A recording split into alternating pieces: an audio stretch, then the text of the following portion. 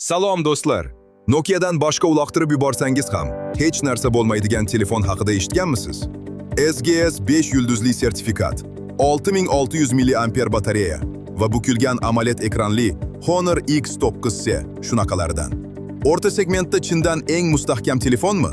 Hozir birgalikda bilib olamiz. Salom, men Aziz va bu Bir kanali. Bugun Honor X9C'ni sinab ko'ramiz. Bu telefon mustahkamlik va chiroyli dizaynni o'zida birlashtirgan. Bugun uning qanday afzalliklari va yetishmovchiliklari borligini aniqlab olamiz. Qani ketdik. Dizayndan boshlaylik.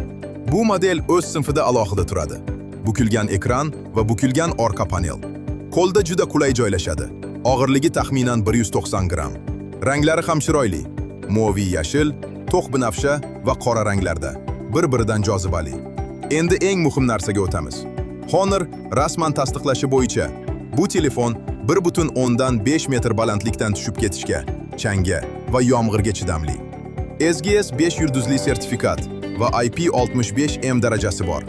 Mustahkamlik bo'yicha o'z segmentida lider hisoblanadi. Ekran 6.7 dyumli bukilgan AMOLED.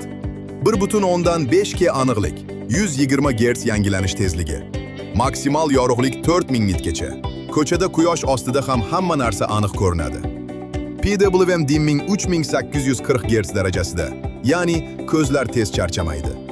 Bukilgan ekran filmlar va o'yinlar uchun juda ham qulay. Asosiy kamera 108 megapiksel, optik stabilizatsiya ham bor. Kunduzi detallari yaxshi, ranglar tabiiy. 2 karra yaqinlashtirganda ham sifat saqlanadi.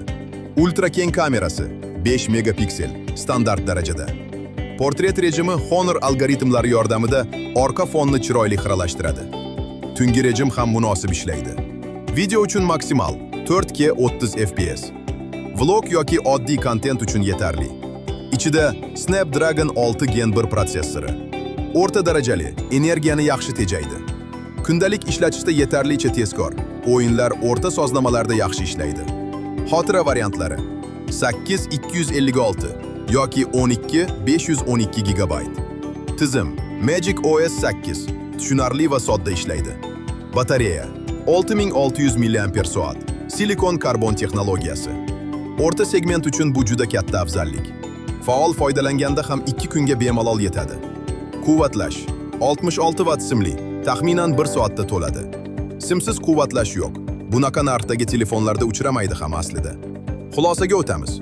Plyuslari: SGS mustahkamlik sertifikati, bukiladigan AMOLED ekran, katta batareya va chiroyli dizayn, yaxshi to'plam. Minuslari: ultra keng kamerasi zaifroq va o'yinchilar uchun protsessori yetarlicha kuchli emas. Honor X9C kimga mos keladi? Mustahkam, chiroyli va uzoq ishlovchi telefon istovchilar uchun. Sport, sayohat, ish, faol hayot tarzi uchun ajoyib tanlov. Bir saytida Honor X9C 4 million so'mdan topasiz. Yangi va ishlatilgan variantlari bor. Havola video tavsifida. Yoqqan bo'lsa like bosing va obuna bo'ling. Sizlar bilan men Aziz bo'ldim. Keyingi obzorlarda ko'rishguncha.